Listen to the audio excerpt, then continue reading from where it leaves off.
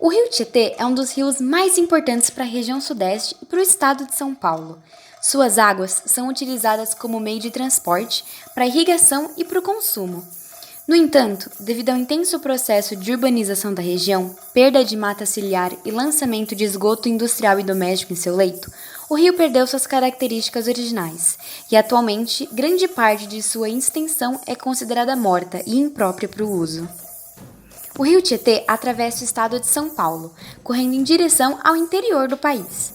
Ele possui 1.100 quilômetros de extensão, tendo seu curso dividido em 22 UGRs, que são as unidades de gerenciamento de recurso hídrico, para um melhor controle e gerenciamento. Cada uma dessas regiões possui características diferentes, devido às atividades antrópicas que são desenvolvidas nelas, o que afeta diretamente a qualidade da água. Nosso objetivo nesse trabalho foi testar a qualidade da água em 3 regiões diferentes do Rio Tietê e analisar como as atividades desenvolvidas em cada cidade afetam esse ambiente hídrico.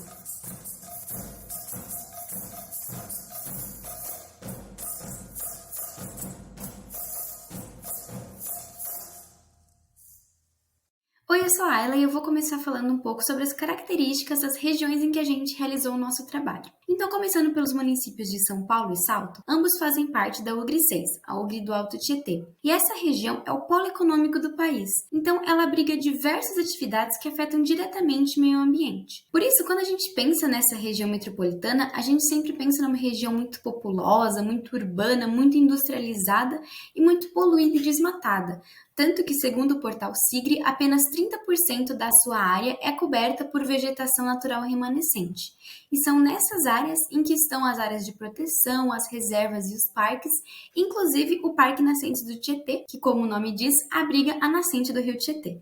Quanto ao município de Salto, ele faz parte da UGRI 5, Piracicaba, Capivari e Jundiaí, que é conhecida como PCJ. E essa região é uma região de grande produção industrial. Então tem muitas fábricas, muitas indústrias que também afetam o meio ambiente. Tanto que essa é uma das regiões mais críticas em relação à qualidade da água, juntamente com a região do Alto Tietê. Além disso, também a presença de muitas barragens e muitas usinas hidrelétricas nessa região, além de algumas características naturais dos rios, como por exemplo a presença de corredeiras. Então esse conjunto de fatores acaba gerando espuma na água dos rios, o que é muito recorrente de se ver na cidade de Salto. Oi, eu sou Eduardo e darei continuidade à introdução. Então, qual é o melhor índice para avaliar a água do rio Tietê? Através de levantamento de artigos e de relatórios tanto da ANA quanto da CETESB, a gente observou que se utilizavam diversos parâmetros, índices e metodologias na realização da análise da água. Pelas pesquisas, se apontaram aí 2 índices mais relevantes, que eram o Índice da Qualidade da Água, o IQA, e o Índice de Estado Trófico, o IET. Para facilitar a nossa escolha entre esses 2 índices, a gente analisou eles em 3 critérios: o que o índice avalia, seus parâmetros e suas vantagens. Então temos que o IET ele avalia a qualidade da água quanto à sua riqueza de nutrientes. Então ele tem o objetivo de classificar o corpo da água em grau de trofia. O IQA ele avalia a qualidade da água em relação às suas características físicas, químicas e biológicas. Em relação aos parâmetros, o IET possui 3 parâmetros: a transparência, o fósforo total e a clorofila A. Enquanto o IQA possui 9 parâmetros. Entre eles a gente tem o oxigênio dissolvido, os coliformes termotolerantes e o DBO, que é a demanda bioquímica de oxigênio. O IET tem como vantagem de ser uma medida simples e de baixo custo e que facilmente se relaciona aí com outros parâmetros. O IQA ele tem como vantagem porque os parâmetros que o compõem eles são muito relevantes para o estabelecimento da qualidade da água. Então, ele sendo aí um ótimo indicador da contaminação causada pelo lançamento de esgoto. Pensando que a escolha do melhor índice deve ter por base um conhecimento prévio do corpo hídrico e tendo em vista que o rio Tietê ele tem o histórico de despejamento muito forte de esgoto, tanto doméstico quanto industrial, o grupo se optou pelo IQA. A gente achou que o IQA ele atenderia melhor o nosso objetivo de estudo. Após a decisão do índice, foi necessário entender como a qualidade da água está relacionada ao seu uso. O documento que regulariza isso é a Resolução CONAMA número 357 do ano de 2005, e ela prevê o enquadramento dos corpos hídricos de água doce em 5 classes. E essas classes são a classe especial, que é destinada à preservação de comunidades aquáticas e ao consumo humano após a desinfecção. A classe 1, que é destinada ao consumo humano após o tratamento simplificado, à irrigação e às atividades de contato primário. A classe 2, em que ela tem os mesmos usos da classe 1, só que em relação à destinação ao consumo humano, ela só pode ser feita após o tratamento convencional. E a classe 3, que o abastecimento para o consumo humano, ele só pode ser feito após o tratamento avançado. E nessa classe, os corpos d'água são principalmente destinados à dessedentação animal, à pesca amadora e à irrigação de arbóreas. E por último, a classe 4, em que o corpo hídrico ele é destinado apenas para a navegação e a harmonia paisagística. Oi, eu sou o Alexandre e vou falar da metodologia que a gente utilizou nesse trabalho. Então, para análise dos trechos, a gente teve que tirar amostras de água. As coletas foram feitas em agosto de 2021 em 3 pontos ao longo do curso do rio. O primeiro ponto foi Salesópolis, São Paulo segundo e Salto terceiro. Em cada ponto foram utilizados recipientes distintos para a coleta da água. No ponto 1, a amostra d'água foi coletada diretamente da nascente do rio Tietê com o recipiente de amostragem, porque lá era mais acessível e seguro. Mas já nos pontos 2 e 3, por questões de segurança dos integrantes do grupo, houve a necessidade de fazer o lançamento de um recipiente de coleta na superfície da água do rio, através da amarração de um cabo nele, e em seguida encher o recipiente de amostragem com o que foi pego com o de coleta. As medições da temperatura da água foram realizadas nos respectivos locais, logo após sua coleta, e as amostras de água foram conservadas de acordo com a norma NBR 9898, de 1987, e o Guia Nacional de Coleta e Preservação de Amostras. Parte das nossas amostras coletadas foram armazenadas em 12 frascos, 4 para cada local, que foram fornecidos pelo nosso laboratório parceiro CEMIC Corporation São Paulo, para onde foram encaminhadas para as análises de coliformes termotolerantes, nitrogênio total, fósforo total, demanda bioquímica de oxigênio e sólidos totais. Aqui a gente tem uma foto dos frascos que foram disponibilizados para a gente e o logo da empresa. A outra parte das amostras foi armazenada em recipientes de vidro e destinada às análises no multiparâmetro YSI Professional Plus, que é esse daqui, onde foram feitas as análises de pH e OD, e ao turbidímetro portátil Geotech, que foi responsável pela análise da turbidez da água. E aqui a gente tem os frascos que foram armazenadas dessas amostras. Após os resultados das análises, foram efetuados os cálculos do IQA. De acordo com a ANA, o índice é composto por 9 parâmetros, cada um com seus respectivos pesos fixados em função da sua importância para a qualidade da água. São eles listados do maior para o menor peso: oxigênio dissolvido, coliformes termotolerantes, pH, demanda bioquímica de oxigênio, temperatura da água, nitrogênio total, fósforo total, turbidez e sólidos totais. O IQA é calculado conforme essa equação aqui, que é um produto das 9 variáveis em questão, baseado em um método estabelecido pela CETESB. Por fim, o IQA calculado vai ser um número que varia de 0 a 100, e com isso ele pode classificar a qualidade da água em 5 categorias. De acordo com a faixa estabelecida no estado de São Paulo, porque cada estado tem sua própria faixa, os valores são 0 a 19 péssima, 20 a 36 ruim, 37 a 51 regular, 52 a 79 boa, e 80 a 100, ótima. E agora que a gente já cobriu a metodologia utilizada, a gente vai passar para os resultados que conseguimos. Para a visualização dos nossos resultados, nós elaboramos algumas tabelas com os parâmetros analisados relativos a cada amostra. Essa primeira tabela diz respeito às análises realizadas em multiparâmetro e no turbidímetro, onde foram analisadas a turbidez, o OD, o pH, além da temperatura que foi medida em campo. E essa segunda tabela tem os resultados obtidos pelo laboratório parceiro CEMIC, onde tem os valores do DBO, dos coliformes termotolerantes, do fósforo, nitrogênio e sólidos totais. Com a realização dos cálculos do IQA utilizando os parâmetros das tabelas anteriores, nós obtivemos o índice de qualidade da água de cada uma das amostras coletadas. Então, a amostra 1, coletada em Salesópolis, na nascente do rio Tietê, obteve um IQA de valor 51,62, que, de acordo com a faixa de classificação utilizada em São Paulo, é classificada como boa. Já a amostra 2, coletada em São Paulo, no Parque Ecológico do Tietê, obteve um IQA de 14,48, que é considerado péssimo. E, por último, a amostra 3, coletada em Salto, foi classificada como ruim e teve um valor do IQA de 30,43. Observamos certa disparidade nos resultados obtidos, e para entender isso é necessário fazer uma análise dos arredores de cada local de coleta. Segundo a Fundação SOS Mata Atlântica, em cada região existe uma certa variação climática, um investimento em saneamento básico diferentes e atividades antrópicas diferentes que interferem diretamente na qualidade da água. Observamos, através de imagens de satélite, que os arredores do ponto de coleta em Salesópolis ficava completamente isolado de qualquer zona urbana, não havendo interferência de atividades antrópicas, diferente do que acontecia em São Paulo e Salto, onde os pontos de coleta ficavam em áreas de alta concentração populacional.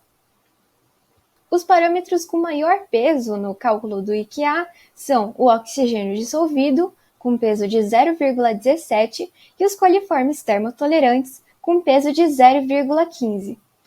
Em uma primeira análise, estudamos a relação entre o IQA e a porcentagem de saturação de OD, oxigênio dissolvido.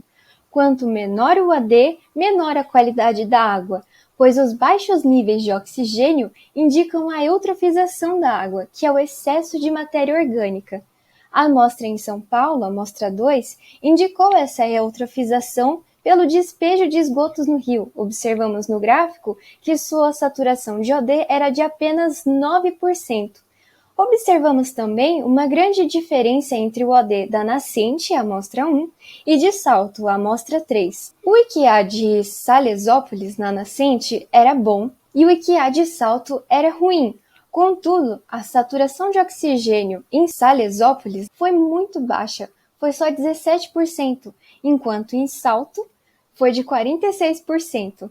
Essa diferença no OD acontece porque a água da nascente, que era mais limpa, acabava de sair do lençol freático e não tinha contato direto com o oxigênio, diferente do que acontecia em Salto, onde a água já estava poluída pelos esgotos, mas pela presença de quedas d'água e corredeiras, em consequência da agitação da água, ocorria a oxigenação e também a formação de espumas pela poluição. O outro parâmetro de maior peso no cálculo do IQA são os coliformes termotolerantes. A presença deles indica contaminação por material fecal, o que diminui drasticamente a nota do IQA. A amostra 1, na nascente, apresentou uma quantidade mínima de coliformes, enquanto na amostra 2, em São Paulo, apresentou índices extremamente elevados. E, por fim, a amostra 3 de Salto apresentou uma contaminação menor que a de São Paulo, mas ainda assim muito alta. Tendo em vista a contextualização dessa variação de resultados, podemos fazer o enquadramento das amostras de acordo com a resolução CONAMA número 357. A seguir, temos as tabelas da resolução e dos nossos resultados obtidos na coleta de Salesópolis. Pelo baixo nível de oxigênio dissolvido, os valores de fósforo e a presença de coliformes termotolerantes, essa amostra de água não se encaixa na classificação especial esperada de uma unidade de conservação. Sendo assim, se enquadra na classe 1, onde a água é de boa qualidade, própria para o consumo humano, atividade de recreação, agricultura, entre outras. A amostra 2, coletada em São Paulo, foi a que apresentou o pior IQA, e seu enquadramento também não foi muito bom, ultrapassando 5 limites estabelecidos pela CONAMA, marcados em vermelho. A amostra enquadra-se na classe 4, onde a água apresenta risco à saúde humana. Dessa forma, esse trecho do rio é considerado morto, servindo apenas para navegação e composição da paisagem.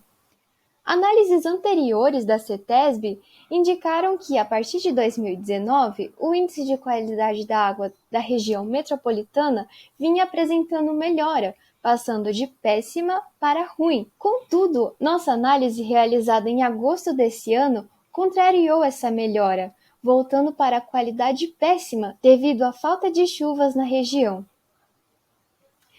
Dados da Sabesp apontam que, desde 2020, as estiagens no rio Tietê têm sido cada vez mais críticas e mais intensas, como evidenciado nas imagens ao lado. Em agosto de 2021, foi o pior período com o rio seco em comparação aos anos de 2020 e 2019. A Fundação SOS Mata Atlântica explica que, com as menores vazões do rio, a concentração de poluentes aumenta, piorando muito a qualidade da água, o que explica o resultado que obtivemos em análise. As primeiras 2 fotografias ao lado foram tiradas em agosto de 2021 e agosto de 2020. São do Parque Ecológico do Rio Tietê, em São Paulo, e mostram que a vegetação na margem ficou completamente seca esse ano. E as imagens de baixo são da vazão do Rio Tietê na cidade de Salto, e mostram como ela ficou ainda menor esse ano. Por fim, a amostra 3, coletada em Salto, com EQA ruim, acabou ultrapassando o limite de 3 parâmetros estabelecidos pela CONAMA, que foram o nitrogênio, o fósforo e os coliformes fecais.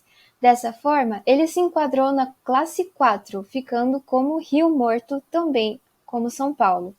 Apresentando risco à saúde humana, esse trecho do rio serviria apenas para navegação e harmonia paisagística. A Fundação SOS Mata Atlântica vem acompanhando o IQA do Rio Tietê desde 2010, e esse foi o mapa dos resultados obtidos por eles esse ano, que batem com os resultados das nossas análises. Desde o início das pesquisas da SOS Mata Atlântica, o Rio Tietê nunca apresentou qualidade ótima em nenhum de seus trechos. Aproximadamente 26% de sua extensão, que são 298 quilômetros, é considerado como rio morto. Isso fica entre Mogi das Cruzes e o município de Conchas. Entre esse intervalo estão localizados as cidades de Salto e São Paulo. Após o município de Conchas, que fica a 100 quilômetros à frente de Salto, a qualidade da água apresenta melhora, havendo retorno da vida aquática. Concluindo o estudo, tivemos que a amostra 1, coletada na nascente em Salesópolis, obteve o maior IQA, tendo então a classificação de sua água como boa, sendo a única que apresentou os parâmetros dentro dos limites estabelecidos pelo CONAMA, enquanto as amostras 2 e 3 de São Paulo e de Salto obtiveram parâmetros ultrapassando esses limites, sendo então classificadas nas qualidades péssima e ruim, respectivamente. Assim, através dos cálculos do IQA, conclui-se que a qualidade da água tende a diminuir nas regiões de alta influência antrópica, devido à falta de tratamento de esgoto, tanto do industrial quanto do doméstico. Dessa maneira, a fim de alcançar melhores classificações no IQA e no enquadramento dos corpos da água, é imprescindível expandir o atendimento da coleta e o tratamento de esgoto no estado de São Paulo. Também é de extrema importância a fiscalização e o incentivo às indústrias a realizarem o tratamento de seus efluentes. Bom, esse foi o nosso trabalho, esperamos que vocês tenham gostado e vale ressaltar que as referências utilizadas nessa apresentação estão no final do artigo. Queremos agradecer ao Laboratório CEMIC pela parceria que possibilitou a realização desse estudo, os convidados da banca pela disposição, somos muito gratos por vocês terem aceitado o convite, os professores da ITESP que nos ajudaram nessa longa jornada e aos nossos amigos e familiares por sempre nos apoiarem.